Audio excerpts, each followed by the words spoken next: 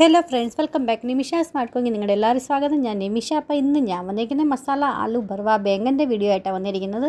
അപ്പോൾ ഇതെങ്ങനെ നമുക്ക് നോക്കിയാൽ എൻ്റെ മമ്മി എങ്ങനെ ഉണ്ടാക്കുക സെയിം അതുപോലെ തന്നെയാണ് ഞാൻ കാണിച്ചു തരുന്നത്.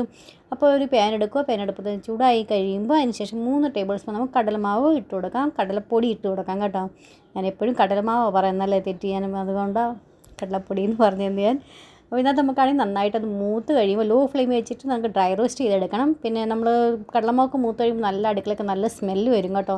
ആ സമയത്ത് അതിനകത്ത് ഗ്യാസിൻ്റെ ഫ്ലെയിം ഓഫ് ചെയ്യാൻ കുറച്ച് മസാല ഇട്ട് കൊടുക്കുക. 1/2 ടീസ്പൂൺ മഞ്ഞൾപ്പൊടി, 1/2 ടീസ്പൂൺ മുളക് പൊടി ഇട്ട് കൊടുക്കുക, 2 ടീസ്പൂൺ മല്ലിപ്പൊടി ഇട്ട് കൊടുക്കുക, പിന്നെ 1/2 ടീസ്പൂൺ ചെറിയ ജീരകം വറുത്ത് പൊടിച്ചിട്ട് 1/2 ടീസ്പൂൺ നമുക്ക് ഗരം മസാല ഇട്ട് കൊടുക്കാം. പിന്നെ 1 ടീസ്പൂൺ നമുക്ക് ഡ്രൈ മാംഗോ പൗഡർ ഇട്ട് കൊടുക്കാം, 1/2 ടീസ്പൂൺ നമുക്ക് ഹിമാലയ സോൾട്ട്. ഇത്രയും കൂടി സാധനമായിട്ട് നമുക്ക് നന്നായിട്ടൊന്ന് മിക്സാക്കി വെക്കാം അവിടെ. അത് നന്നായി തണക്കട്ടെ. ആ നേരം 250 ഗ്രാം ഇതുപോലെ ചെറിയ വഴുതനങ്ങ എടുത്തിട്ടുണ്ടെങ്കിൽ നന്നായി കഴുകി ക്ലീൻ ചെയ്തിട്ടുണ്ട് ഞാൻ. നമുക്ക് ഇതുപോലെ നടുകയെന്ന് കീറി കൊടുക്കാം. എന്നിട്ട് നോക്കണം കേട്ടോ, ചെക്കിനകത്ത് പുഴുവോ വല്ലതും ഉണ്ടോ എന്ന് നോക്കണം. എന്നിട്ട് നമുക്കിത് സൈഡിലോട്ട് ഇതുപോലെ ഒന്ന് മാറ്റി വെക്കാം. ഇനി അതിൻ്റെ ഇടയ്ക്ക് നമുക്ക് മസാല നമ്മൾ ഉണ്ടാക്കി വെച്ചേക്കുന്നില്ല, നമുക്ക് സ്റ്റഫിങ് നമുക്ക് ഇതിനകത്ത് വെക്കാനുള്ളതാണ്. ഇപ്പോൾ രാവിലെ ഇത് ഞാൻ ടിഫിന് വേണ്ടി റെഡിയാക്കുമായിരുന്നു കേട്ടോ, ആ സമയത്ത് എടുത്ത വീഡിയോ ആയിരുന്നു. ഇനി നമുക്കാണെങ്കിൽ കുറച്ച് കുരുമുളക് പൊടിച്ചതും ഇട്ട് കൊടുക്കാം. പിന്നെ നമുക്ക് നോർമൽ സോൾട്ടും അതിനകത്ത് ഇട്ട് എല്ലാം ഉപ്പ് നോക്കിയിട്ട് നിങ്ങളുടെ ഇഷ്ടത്തിനനുസരിച്ച് വേണേ ഇട്ട് കൊടുക്കാനായിട്ട്. ഇതിനകത്ത് നമുക്കാണെങ്കിൽ ഇതിനകത്ത് എണ്ണ ഒഴിച്ച് കൊടുക്കാം. ഒരു 2 ടേബിൾ സ്പൂൺ എണ്ണ ഒഴിച്ച് കൊടുത്തിട്ടുണ്ട്. നന്നായിട്ടൊന്ന് മിക്സാക്കി വെക്കാം. ഇനി നമുക്കാണെങ്കിൽ ഈ മസാല റെഡിയാക്കി വെച്ചെങ്കിൽ ഈ വഴുതനങ്ങയ്ക്കകത്ത് നമുക്ക് നന്നായിട്ടൊന്ന് ഫില്ല് ചെയ്ത് കൊടുക്കാം. നന്നായിട്ട് നിറച്ച് കൊടുക്കണേ, അകത്ത് വരെ നന്നായിട്ട് ഫില്ലാക്കി കൊടുക്കണം. അപ്പോൾ അതേ കണ്ടോ, അതുപോലെ നന്നായിട്ട് വിരലും കൊണ്ട് നമ്മളിങ്ങനെ കുത്തിയില്ല അകത്തൊക്കെ നല്ലതായിട്ട് നിറച്ച് കൊടുക്കണം കേട്ടോ. എന്നാലും നല്ലൊരു ടേസ്റ്റ് അകത്ത് കിട്ടത്തേ ഉള്ളൂ നമുക്ക്. അപ്പോൾ ഇതാണെങ്കിൽ എല്ലാം വഴുതനങ്ങ നിറച്ച് വെച്ചിട്ടുണ്ട് ഞാൻ.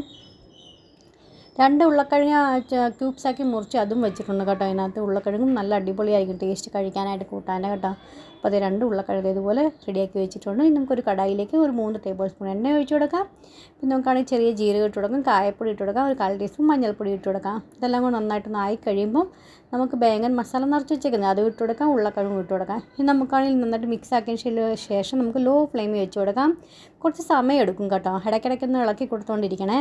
നന്നായിട്ടൊന്ന് വെന്ത് വരുന്നത് നമുക്കൊന്ന് വെയിറ്റ് ചെയ്യാം. ഇടയ്ക്കിടയ്ക്ക് 1-2 വട്ടം ഇളക്കി കൊടുത്തിട്ടുണ്ടായിരുന്നു കേട്ടോ. അപ്പോൾ അതേ ഇതുപോലെയൊക്കെ ഇളക്കി കൊടുത്ത് തിരിച്ച് മറിച്ച് ആക്കി കൊടുക്കണം.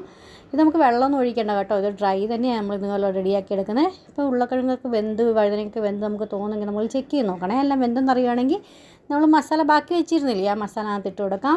ഇത് നമുക്ക് അടച്ച് 1-2 മിനിറ്റത്തേക്ക് നന്നായിട്ടൊന്ന് വേവിച്ചെടുക്കാം. ഇതായി കഴിയുമ്പോൾ നമ്മുടെ ബേങ്കൻ മസാല നമുക്ക് റെഡി ആയിട്ടുണ്ട്. ബർവ ബേങ്കൻ മസാല റെഡി ആയിട്ടുണ്ട്. സെർവ് ചെയ്യാനായിട്ട് നിങ്ങൾ തീർച്ചയായിട്ടും ട്രൈ ചെയ്ത് നോക്കണം. വേണമെങ്കിൽ കുറച്ച് മല്ലിയിലും കൊണ്ട് വെളിയിൽ നിന്ന് വിതറി കൊടുക്കണേ.